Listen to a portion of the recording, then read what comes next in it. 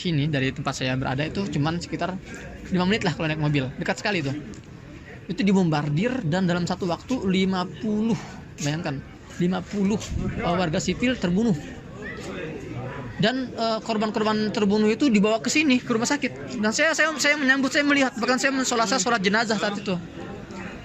Saking banyaknya korban yang datang ke sini, itu ruang jenazah itu nggak cukup ya. Jadi mayat-mayat itu digeletakkan di jalan-jalan, di trotoar, ada juga yang di rumput. Seorang anak usia 6 tahun ya, saya tanya itu orang tuanya, namanya itu Diab Abul Bait. Ya, Diab Abul Bait itu terpaksa dikafani dan diletakkan di atas rumput karena ruang jenazah tidak mampu menampung jumlah korban yang datang sebegitu masifnya gitu ya. Nah, juga selain masjid, mereka juga mentarget tadi pasar, kemudian juga mereka mentarget bahkan perkantoran, juga mentarget sekolah-sekolah ya. Ini dunia bungkam gitu loh. Kalau bukan kita yang menyuarakan, siapa lagi teman-teman? Ini sudah saatnya kita semua buka suara lah. Kita nggak boleh diam. Kita nggak boleh diam di depan sebuah kejahatan, karena diamnya kita di depan sebuah kejahatan adalah sebuah kejahatan. Ya. Dan korban yang tadi saya sebutkan itu teman-teman ya, 560 korban tewas atau korban meninggal dari kalangan Gaza ini akan terus bertambah angkanya, melihat banyak korban-korban yang masih belum bisa dievakuasi dari reruntuhan rumah yang hancur. Sementara sampai sedetik ini itu dentuman bom masih terus terjadi, serangan-serangan udara belum juga selesai, masih terus menghujani sejumlah wilayah di jalur Gaza. Dan korban luka juga kemungkinan masih akan bertambah, dan kita juga belum melihat masih akan adanya tanda-tanda akan berhenti. Bahkan ya, yang kita dengar itu kapal induk angkatan bahkan yang saya dengar itu kapal induk militer angkatan laut. Bahkan yang saya dengar itu kapal induk militer Amerika yang membawa 5.000 Navy atau 5.000 angkatan laut mereka, dan juga membawa pesawat-pesawat tempur, membawa senjata berat. Itu sudah mendekati wilayah Palestina untuk membantu Israel melakukan serangan masif ke Gaza. Berita juga saya baca tadi pagi, 300.000 tentara cadangan Israel itu sudah dipanggil untuk bersiap siaga memasuki wilayah jalur Gaza secara darat, gitu kan. Ini benar-benar akan sangat berat sekali teman-teman ke depannya. Kita nggak tahu bagaimana nasibnya. Untuk pasokan logistik sudah dihentikan oleh Zionis, ya, perbatasan sudah ditutup, listrik juga sudah ditutup. Jadi kita sekarang lagi krisis listrik ini. Internet juga, komunikasi sudah juga dibatasi, dan juga bahan bakar juga dibatasi. Logistik sudah tidak bisa masuk lagi sejauh ini. Jadi ya sekarang yang tersedia adalah logistik yang ada di gudang-gudang para supplier, pedagang-pedagang Gaza. Artinya memang akan ada genosida, akan ada pembantaian besar, dan kami juga sudah dihubungi oleh pihak KBRI untuk segera dievakuasi. Namun saya belum dengar ya, dekat itu nggak jauh tuh. Dan saya juga belum menyetujui untuk evakuasi, karena saya merasa keberadaan saya masih dibutuhkan di sini, menjadi telinga kalian, menjadi mata kalian untuk mengabarkan dari dalam jantung konflik di Gaza, gitu kan. Karena kalau bukan saya yang menyampaikan, kalau bukan kami ini, saya khawatir sumber-sumber itu dimonopoli oleh media-media barat yang senang memelintirkan narasi-narasi tentang Gaza.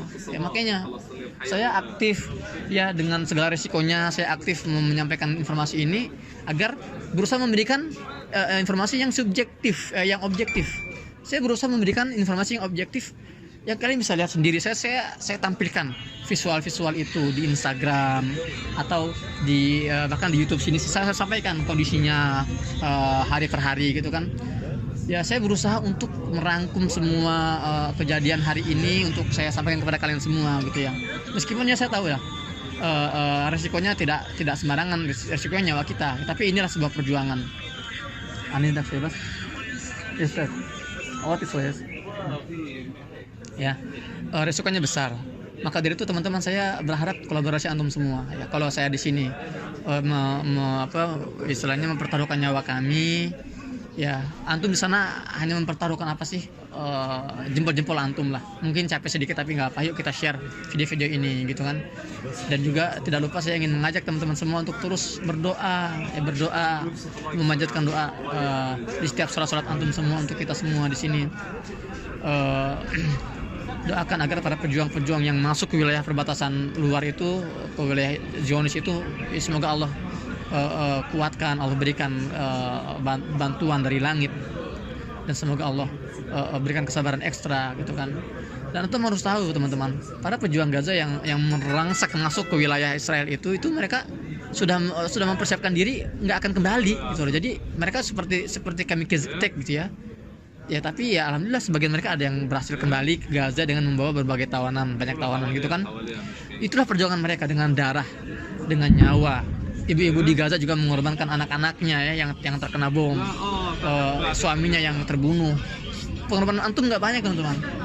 Doakan, bantu share semua kabar-kabar ini. Jangan mau dunia berita ini dimonopoli oleh media-media barat yang memang sengaja menyebarkan Islamofobia dan sengaja membuat narasi-narasi yang rancu dan dungu gitu kan, yang akhirnya dimakan oleh para buzzer Zionis hidung pesek seperti Abu Janda di Indonesia, dan akhirnya didengar oleh sebagian masyarakat Indonesia gitu loh.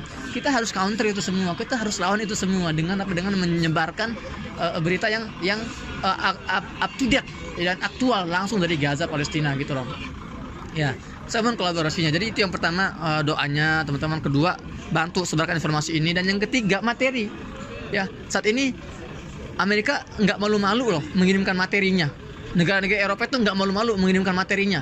Teknologi untuk Israel yang jelas-jelas membantai. Kita ngapain malu-malu? Kita ngapain ragu-ragu? Saya sering mengatakan saya nggak akan malu kalau saya harus mengemis untuk Palestina. Saya nggak akan malu. Itu loh, karena bagi saya itu sebuah kehormatan. Saya lebih baik saya yang mengemis daripada warga Palestina yang meminta kepada saya. Jangan tunggu mereka mengemis, jangan biarkan mereka meminta. Saya siap menjadi pengemis untuk Palestina, untuk bisa melihat mereka makan sampai kenyang, ingin melihat mereka itu bisa bertahan di musim dingin dengan baju-baju hangat gitu kan, agar mereka bisa berobat dengan obat yang kita sediakan, agar mereka bisa minum dengan air minum yang kita sediakan.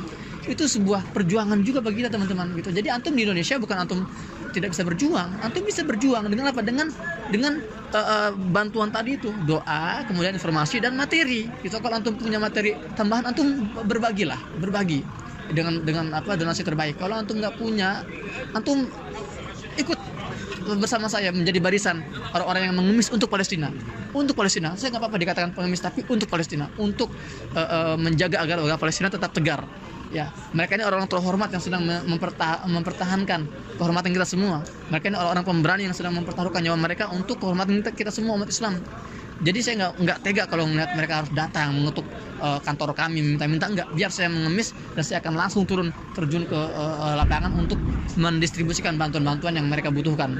Itu teman-teman ya, kita dengar ya, bombardir masih sangat jelas kita dengar. Ya Allah, ya Allah. Ya teman-teman, demikian untuk update hari ini, semoga bermanfaat. Saya dari Gaza, Muhammad Hussein melaporkan. Jangan lupa share video ini. Assalamualaikum warahmatullahi wabarakatuh.